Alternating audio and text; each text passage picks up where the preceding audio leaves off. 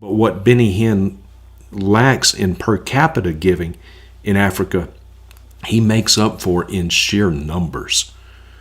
The crowds he garners in Africa number in the hundreds of thousands.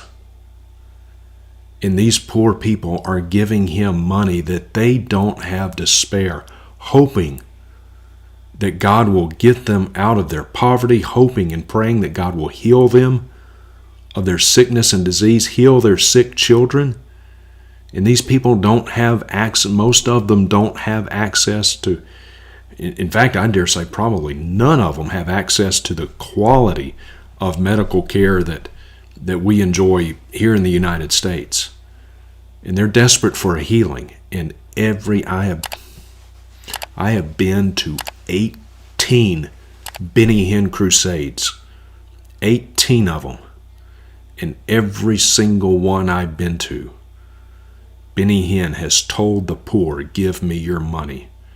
Even that little you have left, give it to God. Even that little you have left, give it to God. Every single one of them I've been to, Benny Hinn has told the sick, give me your money. You need a miracle? You better sow a seed. Give me money. And so he goes to Africa and he exploits these people. And he prophesies that Islam will die and the powers of evil will be shattered. After watching those clips, does it look to you like the powers of evil have been shattered in Nigeria? Right now, every single day, there are dozens and dozens of people being killed, Christians being killed. Reports indicate that about 100 churches are attacked every month and 32 Christians are killed on average every single day in Nigeria. Dozens of people every single day, Christians being killed by Muslims every single day. There is genocide going on as we speak in Nigeria. But Benny Hinn prophesied over and over that wouldn't happen, that would not be a problem. Islam would just disappear in Nigeria. Look at these stats. Since 2009, 18,000 churches burned. And since 2009, over 52,000 Christians murdered at the hands of Muslims, and over 7,000 just this year, and this year's not even over. Benny Hinn, you monstrous false prophet. And as far as the power of Islam being broken and Islam disappearing in Nigeria, well, I looked it up, and this is current information. Nigeria has one of the largest Muslim populations in the entire continent in Africa, and in Nigeria right now, over half, 52% of the population is Muslim.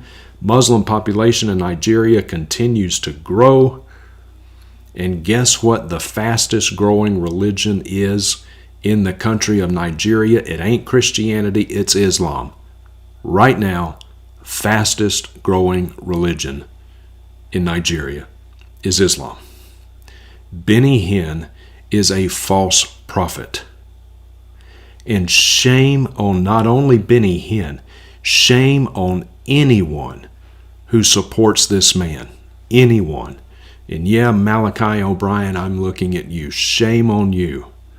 Shame on Greg Locke. Shame on anyone who supports this wolf and this hireling. God has something to say about you and other false prophets, Benny. Deuteronomy chapter 18, 20 through 22. But the prophet who speaks a word presumptuously in my name, which I have not commanded him to speak, or which he speaks in the name of other gods, that prophet shall die. Now you may say in your heart, how will we know the word which Yahweh has not spoken? When a prophet speaks in the name of Yahweh, if the thing does not come about or come true, that is the thing which Yahweh has not spoken. The prophet has spoken it presumptuously. You shall not be afraid of him. Islam is the fastest growing religion in Nigeria. And Benny, God has not given you these prophecies. You are a false prophet by every metric, by every meaning, by every criterion as to how to discern a false prophet. You meet each and every one of them. And shame on those people who support you and hold you up. Now I want to show a clip of Benny Hinn. He is at Cruelest Bible College. This is Andrew Womack's outfit. They're near Colorado, Woodland Park, or Colorado Springs, in that area, Colorado. This is from just earlier this year. I believe this was April or May of this year. Watch this from Benny Hinn. Many will say to me in that day, Lord, Lord, have we not prophesied in thy name? In thy name have cast out devils, in thy name done many wonderful works. Then I'll profess unto them, I never knew you. These words scare me. They should scare you too. They certainly should scare you, Benny. They should absolutely terrify you. Those words from Christ should strike terror in your heart, because that passage is talking precisely about you and people like you. I often wonder, when I read that text, in Matthew 7, it's often been described as the most terrifying passage in all of the Bible, and indeed it is. But Jesus says, many will say to me on that day, Lord, Lord, did we not do what? Prophesy, cast out demons, perform miracles in your name. And Jesus will look at them and he will say, I never knew you.